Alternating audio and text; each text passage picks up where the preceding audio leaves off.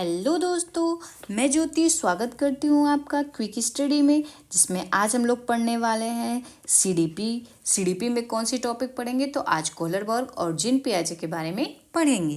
तो सबसे पहले शुरू करते हैं जीन पियाजे। जीन पियाजे कौन थे? तो जीन पियाजे जो थे ये स्वीडन के एक मनोवैज्ञानिक थे, स्वीडन के रहने वाले थे, एक स्वीडिश थे। जीन पियाजे ने बताया कि जैसे जैसे बालक की आयु बढ़ती जाती है वैसे वैसे उसका कार्यक्षेत्र बढ़ता जाता है। मतलब बालक जैसे जैसे बड़ा होने लगता है उसके कार्य करने का जो तरीका होता है वो बदलने लगता है, उसका ब्रॉड और होता जाता है। पियाजे के अनुसार बच्चा सक्रिय ज्ञान निर्माता है तथा नन्हा वैज्ञानिक भी है, जो समाज के बारे में अपने सिद्धांतों नियमों की रचना स्वयं करता है। जीन पियाजे ने जो है बच्चे को सक्रिय ज्ञान निर्माता माना है और नन्हा वैज्ञानिक भी माना है। कभी कभी ये बातें जो है पूछी जाती है कि किस मनोवैज्ञानिक ने बच्चों को सक्रिय ज्ञान निर्माता तथा नन्हा वैज्ञानिक माना है। तो जीन पियाजे ने माना है। आगे है, इन्होंने कॉन्सेप्ट दिया है कॉग्निटिव डेवलपमेंट का, मतलब संज्ञानात्मक विकास का सिद्धांत जो है जीन पियाजे ने दिया है। इस सिद्धांत में कुछ शब्द हैं जिन्हें हम जान लेते हैं, जैसे अनुकूलन एडप्टेशन होता है, इसे हम एडप्टेशन ADPTION एडप्टेशन। इसमें क्या होता है? एडप्टेशन में वातावरण और परिवेश के अनुसार स्वयं को परिवर्तित करना ही एडप्टेशन अनुकूलन कहलाता है। जैसे जैसा समय, जैसा मौसम या जैसा वातावरण रहेगा उसी के अनुसार आप अपने आप को परिवर्तित कर लेंगे, ये क्रिया ही एडप्टेशन होती है। जैसे गर्मियों में जो है हल्के और सॉफ्ट और पतले कपड़े हम लोग पहनते हैं, जबकि जब सर्दियाँ आ जाती हैं तो उसमें क्या करते हैं? मोटे और ऊनी कपड़े पहनते हैं। मतलब वातावरण के अनुसार हम अपने आप को जो है ढाल लेते हैं। तो यही चीज़ अनुकूलन एडप्टेशन कहलाती है। आगे है एसिमुलेशन यानी आत्मसातकरण। पूर्व ज्ञान को नए ज्ञान के साथ जोड़ना ही आत्मसातकरण कहलाता है। जैसे बिल्ली की जानकारी को कुत्ते की जानकारी के साथ जोड़ना। जैसे बच्चे ने बिल्ली को देखा, बिल्ली में 4 पैर होते हैं, 2 कान हो गए, 2 आँख और 1 मुंह होता है। यही चीज़ उसने जो है कुत्ते में भी देख ली कि इसके भी 2 आँखें हैं, 2 कान हैं, 1 मुंह है और 4 पैर हैं। मतलब जो बिल्ली है वही कुत्ता है, दोनों एकदम बराबर बराबर हैं। यही चीज़ें क्या हो जाती हैं? तो बच्चे की ये क्वालिटी जो है आत्मसातकरण कहलाती है। वो अपने पूर्व ज्ञान का प्रयोग करके अपने नए चीज़ों पे करता है और उसको सीखता है। अब उसके आगे आता है एडप्टेशन, मतलब समायोजन। समायोजन से पहले हम लोग एक स्कीमा को जान लेते हैं। स्कीमा क्या होती है? स्कीमा यानी जो ज्ञान पहले से संग्रहित होता है उसका प्रयोग करके किसी अन्य विषय वस्तु के लिए जो नया ज्ञान बनता है वही स्कीमा होता है। मतलब पूर्व ज्ञान जो है यानी जो एसमिनेशन है, आत्मसातकरण जो है, आत्मसातकरण पर उसमें कुछ नया ज्ञान हम ऐड कर देंगे तो क्या बन जाता है? वो स्कीमा बन जाता है। और उसी तरह एडजस्टमेंट होता है, समायोजन होता है। जैसे स्कीमा तो क्लियर हो गया क्या होता है कि मतलब जो पुराना ज्ञान है उसी में कुछ चीज़ों को जोड़ दिया जाएगा तो नया ज्ञान हो जाएगा। जैसे कि एडप्टेशन में देखते हैं अब क्या होता है, जब बालक अपने पूर्व ज्ञान में परिवर्तन करके वातावरण के साथ तालमेल बनाता है तो वही समायोजन कहलाता है। मतलब एकदम सेम समायोजन स्कीमा के जैसे है कि जो पुराना ज्ञान था उसमें कुछ नया ज्ञान करके उसको तालमेल बना लेता है। जैसे बिल्ली है, बिल्ली और कुत्ते को तो इक्वल मान लिया, लेकिन देखता है क्या है कि बिल्ली का कलर जो है वाइट है, कुत्ते का थोड़ा ब्राउन है। बिल्ली म्याऊं म्याऊं करती है, कुत्ता भो भो करता है। तो ये चीज़ें जो है एकदम अलग अलग है बिल्ली और कुत्ते में। तो वो क्या करता है कि कुत्ते का भी 4 पैर है लेकिन इसका कलर अलग है और इसका आवाज़ जो है वो भी अलग है। तो इसे ही जो है बच्चे की ये अंतर करने की प्रक्रिया को ही हम एडप्टेशन कह देंगे कि बच्चे ने जो है अंतर महसूस कर लिया। अपने पुराने ज्ञान का तो प्रयोग किया बिल्ली के ज्ञान को, लेकिन नए चीज़ों में क्या अंतर है ये भी उसने जाना। तो यही क्या हो गया? एडजस्टमेंट हो जाता है, समायोजन कहलाता है। अब आगे है कॉग्निटिव डेवलपमेंट की कितनी अवस्थाएं होती हैं? तो कॉग्निटिव डेवलपमेंट की 4 अवस्थाएं होती हैं, 4 स्टेजेस होते हैं। कौन कौन से? पहला जो है संवेदी पेशी अवस्था, सेंसरी मोटर स्टेज, जो कि जन्म से लेकर के 2 वर्ष तक होती है। दूसरा है पूर्व संक्रियात्मक अवस्था, प्री ऑपरेशनल स्टेज, जो कि 2 वर्ष से लेकर के 7 वर्ष तक होता है। आगे है अमूर्त संक्रियात्मक अवस्था, थर्ड जो है अमूर्त संक्रियात्मक अवस्था है, यानी कॉन्क्रीट ऑपरेशनल स्टेज, जो कि 7 वर्ष से लेकर के 11 वर्ष तक रहती है। और आखिरी चौथा है औपचारिक संक्रियात्मक अवस्था, फॉर्मल ऑपरेशनल स्टेज, जो कि 11 वर्ष से लेकर के 15 वर्ष तक रहती है। तो अब हम इसको डिटेल में सारी अवस्थाओं को पढ़ेंगे। पहला है संवेदी पेशी अवस्था, सेंसरी मोटर स्टेज, जो कि जन्म से लेकर के 2 वर्ष तक रहती है। इसमें बच्चा अपने इंद्रियों के माध्यम से सीखता है। बच्चा अपने दिमाग में वस्तुओं की फोटो बनाने लगता है और वस्तुओं को पहचानने लगता है। इसमें बच्चा क्या करता है, वस्तुओं को अपनी इंद्रियों के मतलब हाथों के माध्यम से इशारा करता है, लेकिन उसको डिफाइन नहीं कर पाता है। पूर्व संक्रियात्मक अवस्था क्या होती है, प्री ऑपरेशनल स्टेज, मतलब संक्रियात्मक संवेदी पेशी अवस्था में जो कमियां होती है, सेंसरी मोटर स्टेज में जो कमी है, वो पूर्व संक्रियात्मक प्री ऑपरेशनल स्टेज में दूर हो जाती है। देखिए इसमें बच्चा क्या करता है, प्रतीकों के माध्यम से सीखता है, सिंबल से सीखता है। जैसे ये सर्किल है, ये ट्रायंगल है, ये क ख, इस तरह से वो जो है सिंबल को देख करके सीखने लगता है। और इसमें चिंतन से पहले की ये अवस्था होती है। इसमें बच्चा चिंतन नहीं करता है, इसमें उससे जो ऑन द स्पॉट चीज़ें ठीक लगेंगी वही वो करेगा।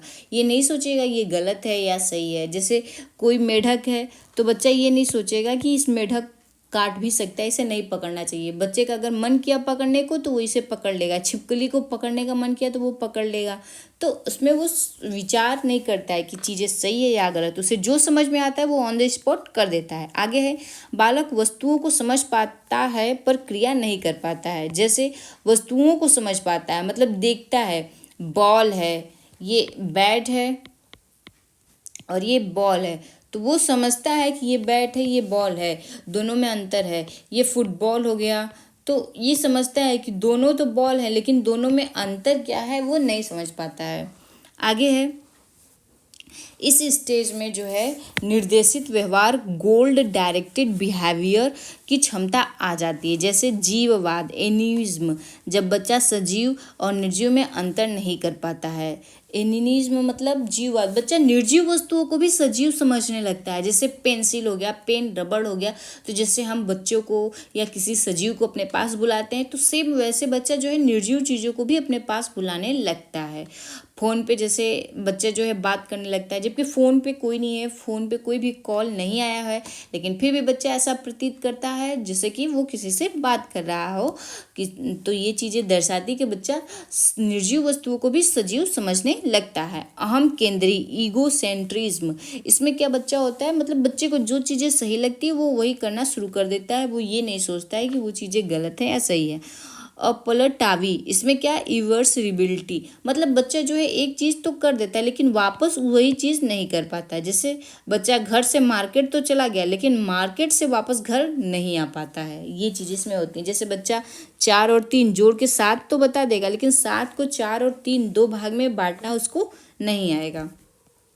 अब आगे है केंद्रीकरण, सेंट्रलाइजेशन, इसमें क्या होता है, एक समय में किसी वस्तु के एक ही विशेषता पर ध्यान दे पाना।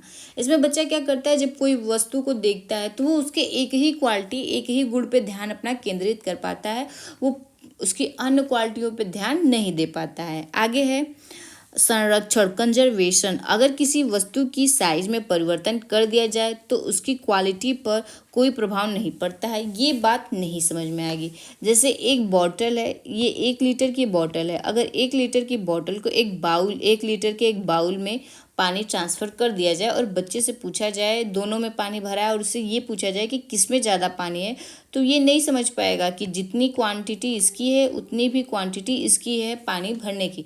वो सोचेगा ये छोटा आकृति में है तो इसमें कम पानी है, ये बड़ा आकृति में है तो इसमें ज़्यादा पानी है, वो चीज़ों को नहीं समझ पाएगा।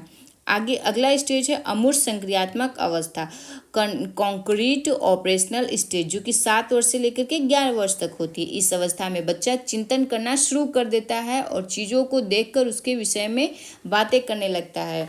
मतलब पहले तो ऑपरेशनल, जो पहला इसके दूसरा स्टेज था, एक मिनट, दूसरा जो था प्री ऑपरेशनल स्टेज, उसमें जो कमियां थी, चिंतन बच्चा नहीं कर पा रहा था। अब कॉन्क्रीट ऑपरेशनल स्टेज में बच्चा जो है चिंतन करना शुरू कर देता है, वस्तुओं को देखने लगता है, उस पर बातें करने लगता है, तर्क करने लगता है, ये चीज़ें इसमें होती है। जैसे पेड़ जरूरी है या नहीं, तो बच्चा जवाब देगा हाँ जरूरी है। क्यों जरूरी है? क्योंकि पेड़ से हमें क्या मिलती है? ऑक्सीजन मिलती है।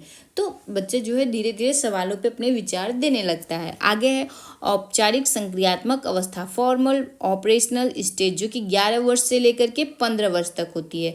यह संज्ञान की सर्वोच्च अवस्था होती है। इसमें बच्चा अमूर्त चिंतन करने लगता है, निगमनात्मक तर्क, नियमों के ऊपर तर्क करने लगता है। बच्चा जो है अब तर्क करने लगता है। जैसे पेड़ है तो पेड़ का तना ब्राउन क्यों है, पेड़ की पत्तियां हरी क्यों हैं, ऐसे वो तर्क करने लगता है। उसके जो है दिमाग में बहुत सारी इमेजिन आने लगते हैं कि ये एक पेड़ इतना बड़ा है, एक अगर छोटा पेड़ वो देखता है तो ये पेड़ छोटा क्यों है।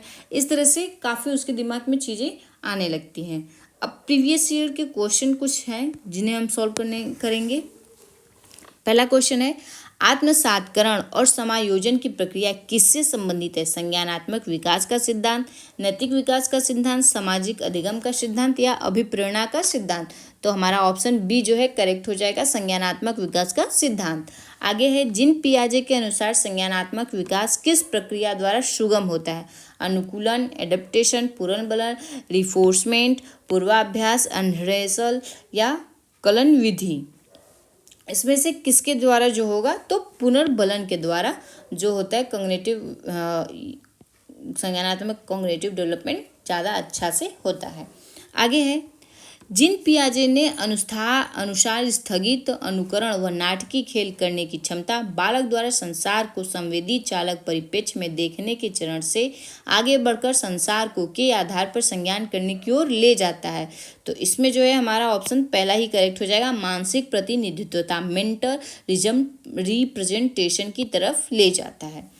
अगले क्वेश्चन पे आते हैं। अगला क्वेश्चन है, जीन पियाजे ने संज्ञानात्मक विकास के सिद्धांत के अनुसार किस अवस्था में अधिकांश बच्चे सक्रियाओं पर क्रिया करने लगते हैं? उनमें परिकल्पनात्मक निगमनात्मक सोच विकसित हो जाती है। संवेदी गामक अवस्था, पूर्व संक्रियात्मक अवस्था, मूर्त संक्रियात्मक अवस्था या औपचारिक संक्रियात्मक अवस्था। तो हमारा ऑप्शन डी करेक्ट हो जाएगा, फॉर्मल ऑपरेशनल स्टेज। औपचारिक संक्रियात्मक अवस्था में जो है बच्चा सोचना, परिकल्पना करने लगता है। परिकल्पना मतलब कल्पना, तर्क पे भी जो है संक्रियाओं पर तर्क करना शुरू कर देता है, क्रिया करना शुरू कर देता है। आगे है, जीन पियाजे ने अधिगम की प्रक्रिया में किसे महत्व दिया है? सीखने के लिए तत्परता, नकारात्मक पुनर्बलन, प्रतियोगी भावना, कार्यात्मक स्थिरता। तो इसमें जो है हमारा ऑप्शन करेक्ट हो जाएगा, सीखने की तत्परता, रेडीनेस टू लर्न।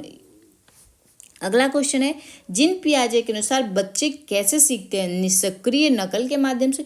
अच्छा, कुछ ऐसे नकारात्मक नेगेटिव वर्ड्स होते हैं जिनको हम देखते ही पहचान लेंगे कि ये सेंटेंस जो होते हैं गलत होते हैं। जैसे देखिए यहाँ पे निष्क्रिय, नकल, तो ये सभी नकारात्मक शब्द हैं, तो ये ऑप्शन तो गलत हो जाएगा। सक्रिय अन्वेषण के द्वारा, अनुकूलन के माध्यम से, पुरस्कार और दंड। बच्चे को दंड देना कहीं भी किसी भी थ्योरी में नहीं है, तो ये हमारा ऑप्शन डी भी जो है इनकरेक्ट हो जाएगा। इसमें हमारा ऑप्शन जो है बी करेक्ट हो जाएगा, सक्रिय अन्वेषण के माध्यम से, बाई एक्टिव एक्सप्लोरेशन के माध्यम से जो है बच्चा सीखेगा।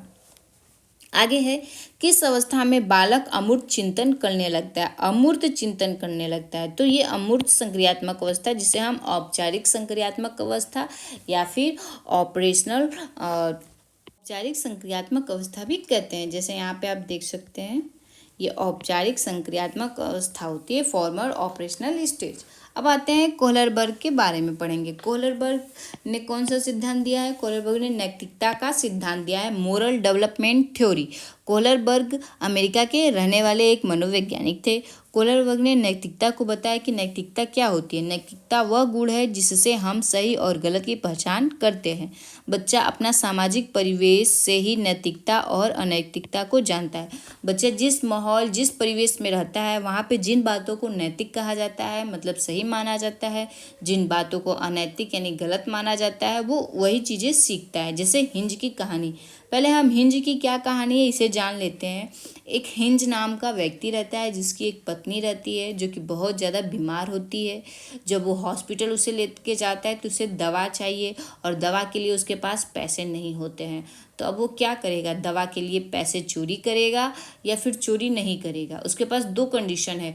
चोरी यदि करता है तो पुलिस उसे पकड़ के ले जाती है, और अगर चोरी नहीं करता है तो उसकी पत्नी मर जाती है। यही कहानी है। अब इसी के आधार पर बच्चे की नैतिकता और अनैतिकता को जाना जाएगा।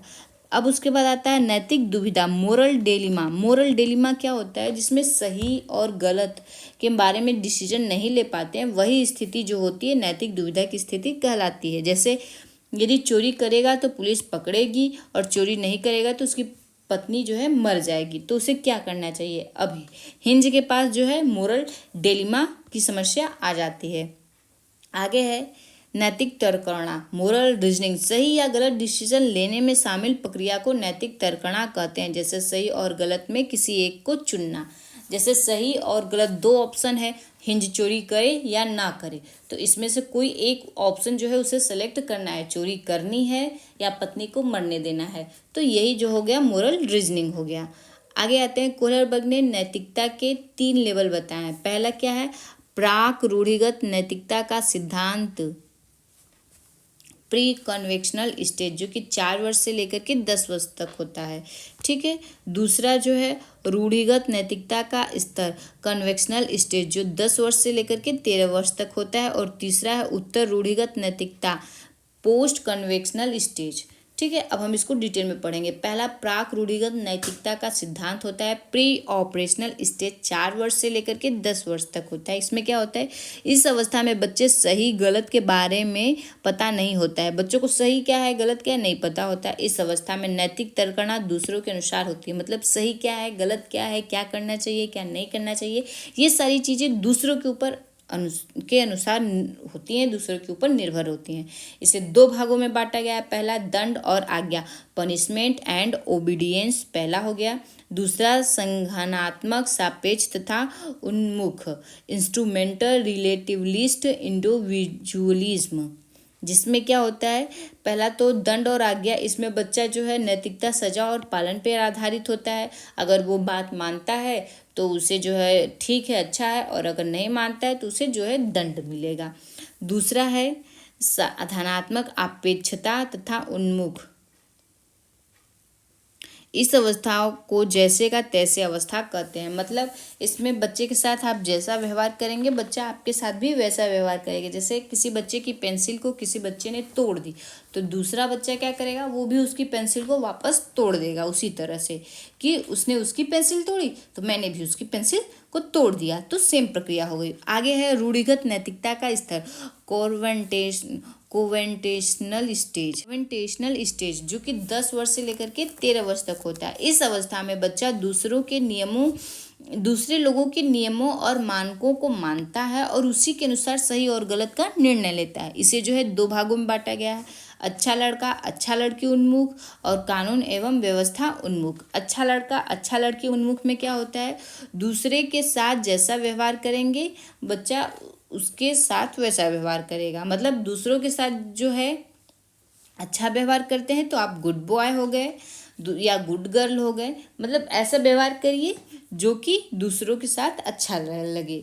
दूसरा है कानून एवं व्यवस्था उन्मुख, इसमें बच्चा जो है समाज में या कानून के जो नियम बनाए गए हैं उसे मानता है।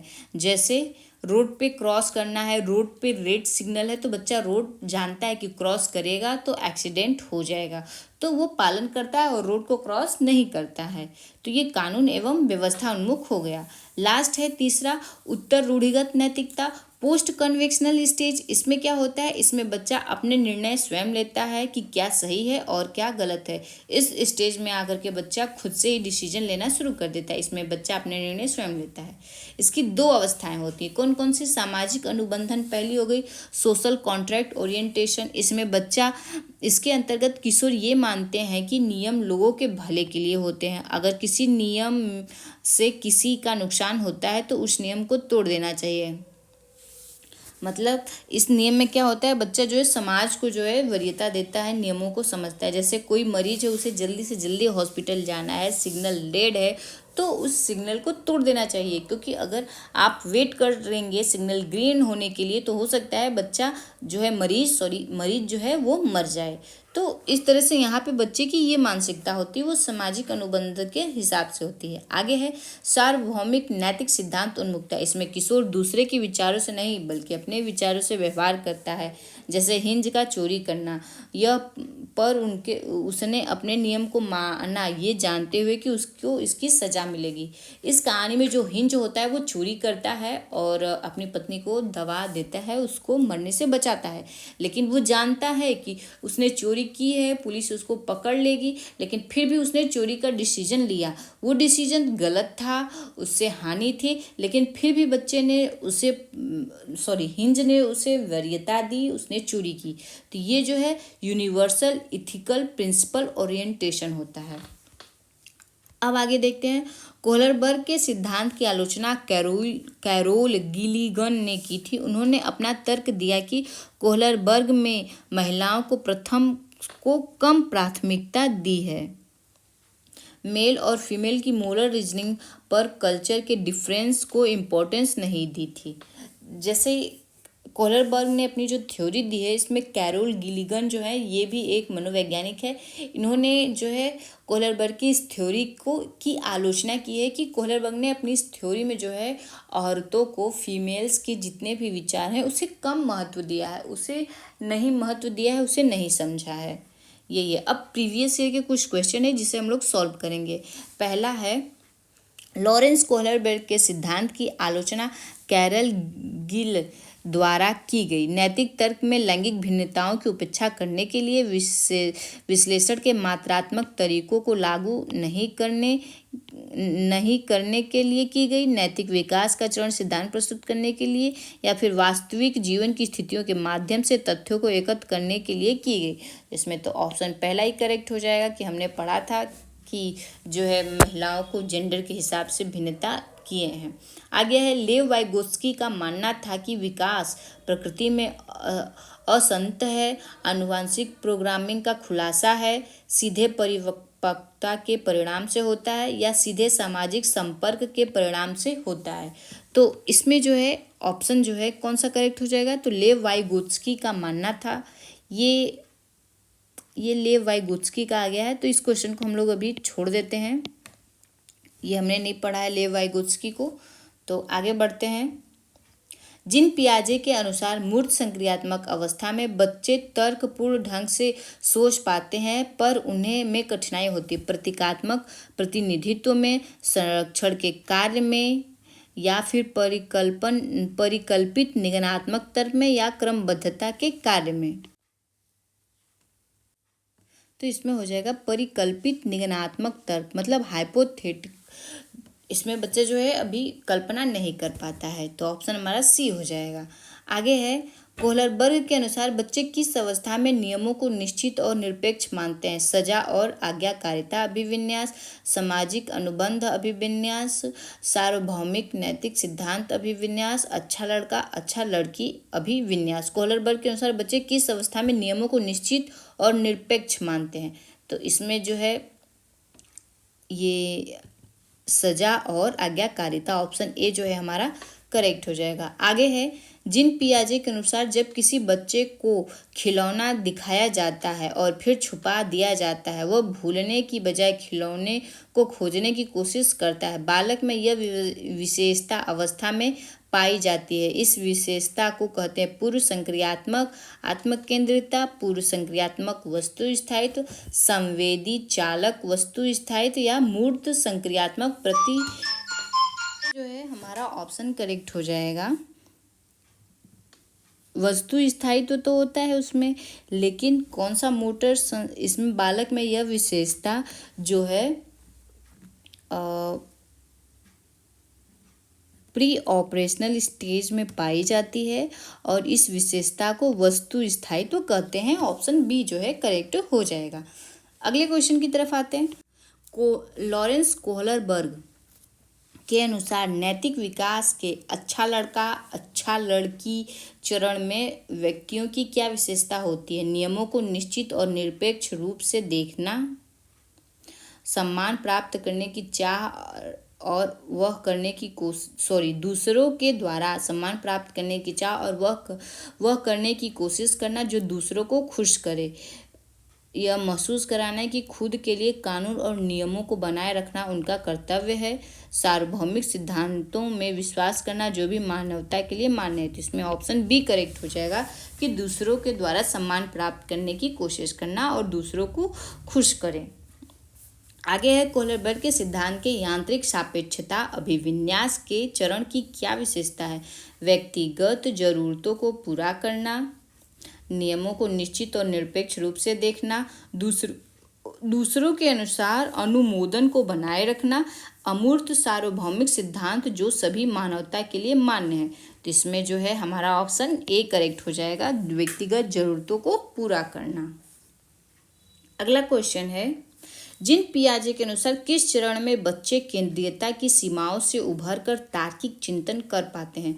संवेदी चालक अवस्था, पूर्व संक्रियात्मक अवस्था, मूर्त संक्रियात्मक अवस्था, अमूर्त संक्रियात्मक। तार्किक चिंतन कर पाते हैं मतलब बच्चा जो होता है तर्क कर पाए। तो फॉर्मल ऑपरेशनल स्टेज में अमूर्त संक्रियात्मक अवस्था में बच्चा जो है तर्क करने लगता है। अगला क्वेश्चन है, जिन पियाजे के अनुसार किस अवस्था में शिशु शारीरिक क्रियाओं के साथ संवेदी अनुभवों का समन्वय करके दुनिया की खोज करता है। मूर्त संक्रियात्मक अवस्था में, या फिर संवेदी चालक अवस्था में, पूर्व संक्रियात्मक अवस्था में, अमूर्त संक्रियात्मक अवस्था में। तो पहला ऑप्शन ही करेक्ट हो जाएगा, मूर्त संक्रियात्मक अवस्था में। कॉन्क्रीट ऑपरेशनल स्टेज में ही बच्चा जो है चीज़ों को अनुभव करने लगता है। अगला क्वेश्चन आता है, जिन पियाजे के सिद्धांतों में एक बच्ची जो मानती है कि कार सजीव है क्योंकि वह चलती है, क्या प्रदर्शित करता है।